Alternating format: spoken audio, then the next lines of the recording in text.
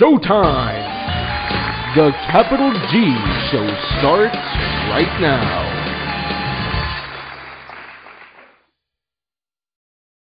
What's up YouTube, Capital G here. So guys, I just got off Xbox Live and I hopped onto my YouTube subscription page just seeing if anybody posted any interesting videos, and to my surprise I see a whole bunch of videos about elemental dragon tins, and I'm like, what the hell is everybody talking about?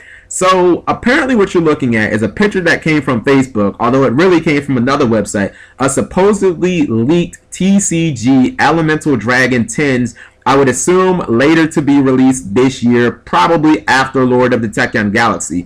And I'm kind of on the fence on this because, you know, one side of me wants to say, hey, this is clearly fake because, you know, if I'm not mistaken, these are the same exact names verbatim that they have in the OCG, and that rarely ever happens in the TCG. So, you know, that could be an indicator that these are fake.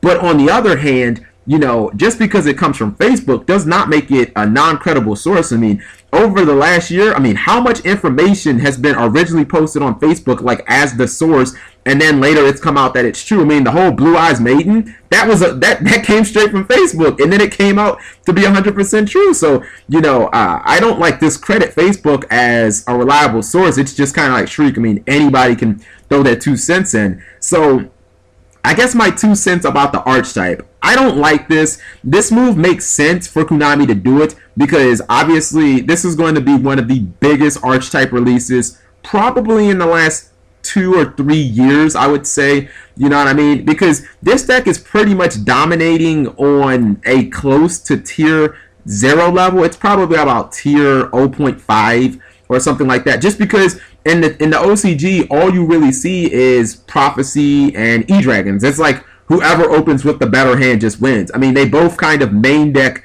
like tech for each other, and that's pretty much all you see. Sometimes Evil Swarm sneak in there and get like a little bit of the top, but for the most part it's a 2-deck, you know, it's a 2-deck race.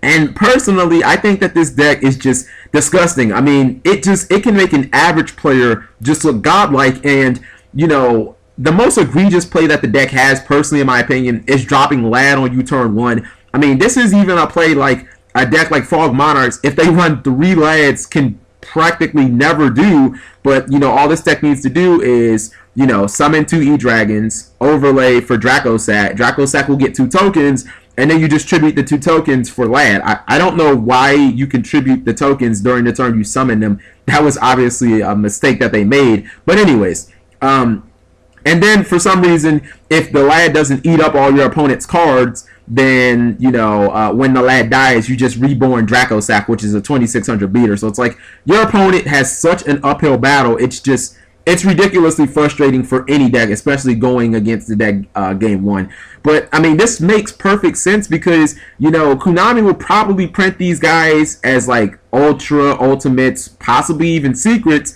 you know, sell a whole bunch of them, and then you just, you know, come over the top and you print these guys as like 10s, and we could be looking at, remember the Power Duality 10, how it was like the highest selling 10 ever? I mean, we could be looking at the sequel of that. Like, the only other 10 that I think would have made more sense would be like a Tour Guide 10. You know what I mean? So let me know what you guys think. I really hope that this does not come true. I mean, E-Dragons it's not one of those decks where I want everybody to have it. I mean, I understand that sounds bad. It's just, I don't want to be losing to like intermediate players just because they have the deck and I refuse to play it because it's the best deck and they're not really playing well. It's just, you know, the deck fucking plays itself.